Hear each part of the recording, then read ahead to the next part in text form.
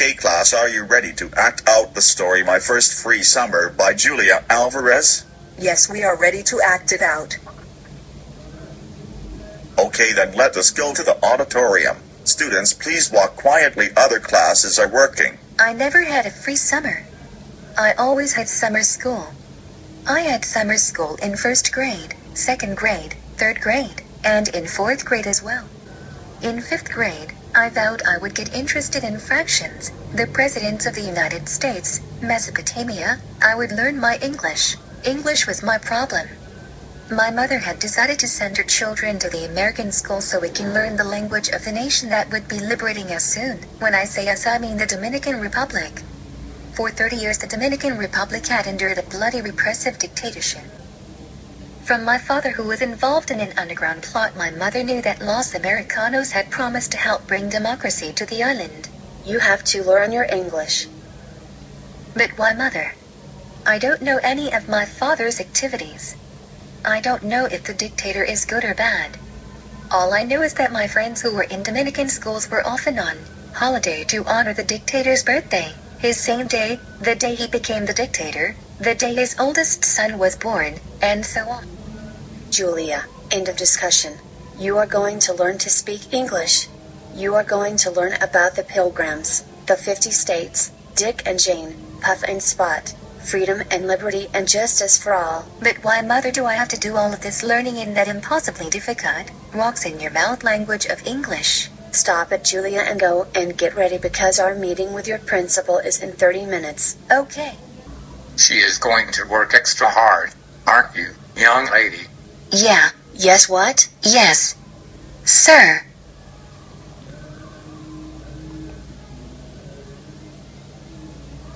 You should be grateful. Not every girl is lucky enough to go to the Carol Morgan School. You know that the student body is made up from sons and daughters of American diplomats, and a few Dominicans, most of them were either friends or members of our family, were allowed to attend. In 5th grade, I straightened out. Yes, ma'am. I learned to say brightly, yes, sir. To wave my hand in sword-wielding swoop so I could get called on with the right answer. What had changed me was the thought of a fun summer. I wanted to run with a pack of cousins and friends in the common yard that connected all our properties, to play on the trampoline and go off to La Playa and get brown as a berry. I just wanted to be free. The summer of 1960 began in bliss. I have good news for you, Julia. You don't have to go to summer school because our attitude improved, our English progressed nicely, and because you became attentive and cooperative in class. Are you serious, Mom? Yes, I am, honey. Totally serious. Woohoo! But the yard replete with cousins and friends that I had dreamed about all year was deserted. Family members were leaving for USA, using whatever connections they could drum up. The plot had unraveled. Every day there were massive arrests. The United States had closed its embassy and was advising Americans to return home. Even my own parents were terrified. Every night black Volkswagens blocked our driveway and stayed there until morning. Secret police. But why are they secret if they're the police? Shut up. Do you want to get us all killed? Day after day, I kicked a deflated beach ball around the empty yard, feeling as if I'd been tricked into good behavior by whomever God put in charge of the lives of 10-year-olds. I was bored. Even summer school would have been better than this. One day toward the end of summer, my mother summoned my sisters and me. Yes, Mother. Good news, girls. Our papers and tickets came. We're leaving for the United States. But why?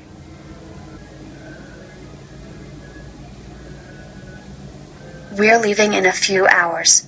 I want you all to get ready. I'll be in to pack soon. But how are we going to fit the contents of our Dominican lives into 4 small suitcases? Our flight was scheduled for that afternoon, but the airplane didn't appear.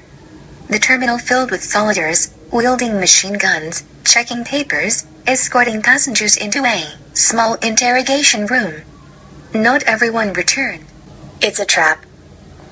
This had happened before, a cat and a mouse game the dictator play.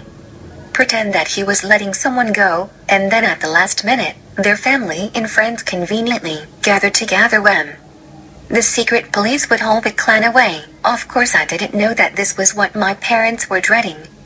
But as the hours ticked away, and afternoon turned into evening and evening into night and night into midnight, with no plane in sight, a light came on in my head. If the light could be translated into words, instead they would say, freedom and liberty and justice for all, I knew that ours was not a trip, but an escape. We had to get to the United States. The rest of that night is a blur. It is 1 then 2 the next morning. A plane lands, lights flashing. We are walking on the runway, climbing up the stairs into the cabin. An American lady wearing a cap welcomes us. We sit down ready to depart. But suddenly, soldiers come on board. They go seat by seat looking at our faces. Finally they leave, the door closes, and with a powerful roar, we lift off and I fall asleep. Next morning we are standing inside a large, echoing hall as a stern American official reviews our documents. What if he doesn't let us in? What if we have to go back? I am holding my breath. My parents' terror has become mine. He checks our faces against the passport pictures. Then when he is done he asks, You girls ready for school? Yes, sir. Ha ha ha ha. Welcome to the United States.